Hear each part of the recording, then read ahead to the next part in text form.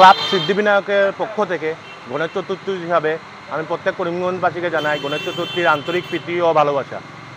এবং আমরা চতুর্থবারের মতন এই পূজাটা করছি এবং আজকেও আমাদের পূজা মানে বিশেষ কিছু আমরা প্রত্যেকবারই আমরা চেষ্টা করি যে মানুষকে কীভাবে অন্ন দিয়ে খাওয়াতে পারি, সেটাই আমাদের মূল উদ্দেশ্য। আমরা একটা জানি যে জীবে প্রেম করে যেইজন সেইজন সেবেছে ঈশ্বর।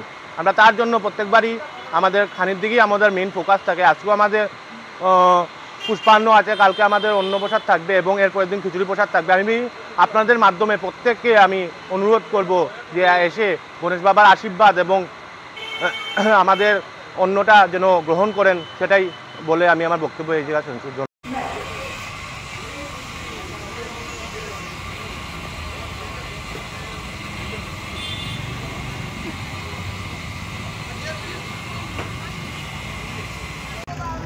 নামাই